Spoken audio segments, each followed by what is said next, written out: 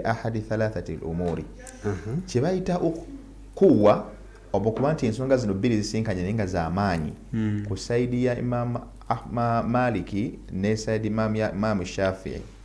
bo balina ensonga ssatu kwe bazipimira balina engeri ssatu kwe bazipimira ng'engeri esooka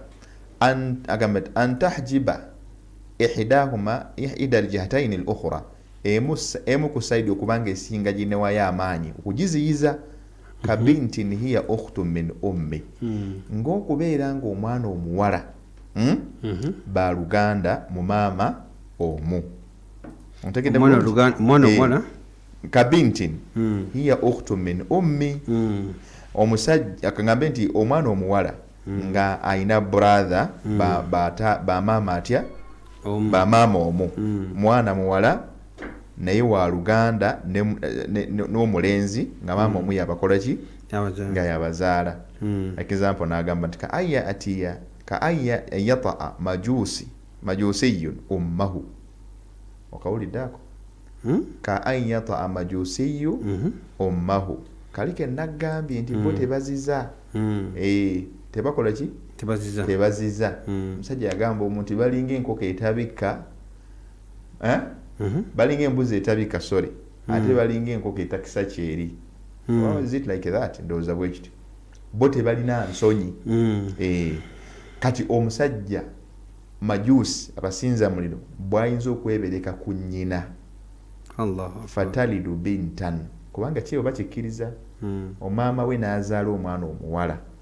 thumma yamutu anha oluvannyuma majusi oyo n'afa omuwala oyo n'asigalawo fatalithuhu bintan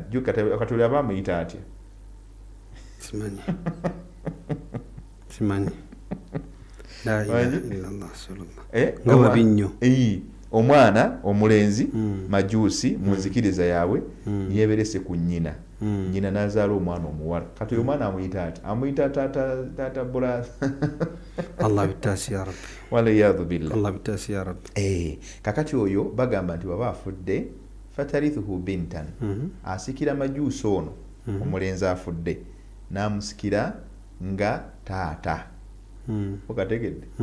be waabwe bo tebakibala amusikira nga taata wathani owokubiri antakuna ihdahuma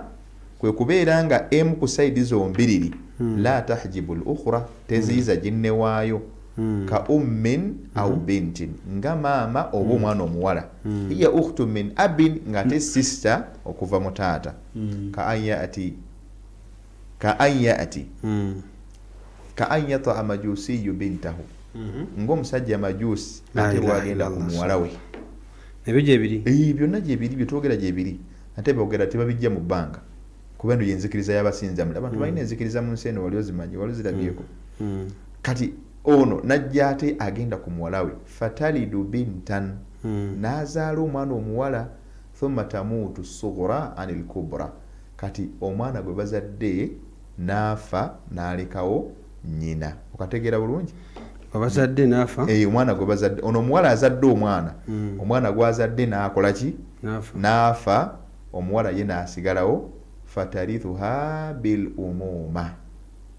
olwo abaage nga bwe tulabye ku ky'omuvubuka wali omuvubuka wali azadde mu nnyina omwana gwazadde omuvubuka oluvannyuma lw'okufa omuwala n'asikira omuvubuka nga muwala we kati ne wano kyekimu nti ate majusi yagenze ku muwala we ontegedde bulungi muwala we n'azaala omwana kati oluvannyuma omuwala gwe bazadde n'afa omuwala gwe bazadde n'afa kati oli omuwala w'ono majusi n'aba ng'asikira kali akawala akafudde nga kasikira nga maama waako kibagamba wano Allahu akbar wabilaksi basukka ne mwana haramu amawano gali mu nsi naye bwoti nkola ogafuna waliyadhu billahi tusaba tutaase nga tugenda okuwunzikene kano agambye nti kadi yajitamu fi shakhsi lwahidi jihata fardin wa tasibin omuntu asobola okujja nga tayina ebintu bibiri ayinaho omugabo ate ngera asikira ekikoze eki ekisigaddewo ka ibn ammin huwa akhul li ummin nga mutabani wa taata omuto ng'ate era ye muganda wo ku lwa maama ku lw'okugatta maama oba kitegerekeka. Agambye nti ibna ammi mutabani wa taata omuto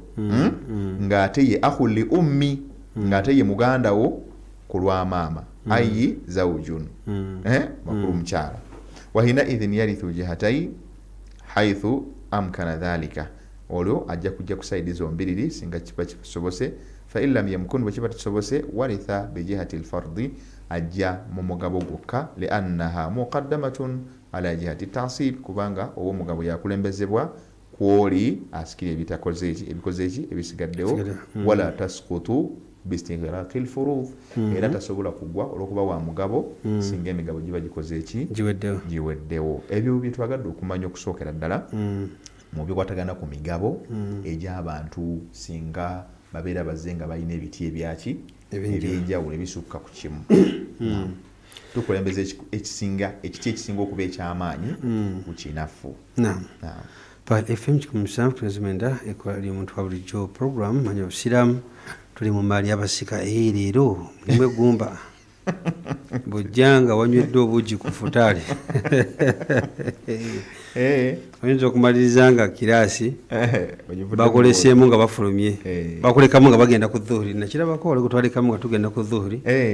nga yeebase lesoni yamuyiseemu. Nabwe kityo tumwebaza Sheikh nkakasa wetuli wazibu naye ate bw'oteekayo obudde osobola okubeera nga otukwata bulungi ng'okirina okubeera nga tambula okyali ku Pal FM kali omuntu wa bulijjo ndoza tumbulemu katono nnyo inshallah kuba katuyamba n'abadde agase okubeera nga agattulula mu mbeera ez'enjawulo. Abadde alina akapeeni nga waliwo ebiganyi osobola okubeera nga naawe oterezaamuko n'olaba ate kyetusinga okubeera nga tugattako. Ekikulu kya byonna kwe kubeera nga tubaako nekituyiga olunaku olwaleero. Ndowooza n'otabimalayo byonna n'ekyoyize kijja kubeera nga kiyamba insha allahu taala.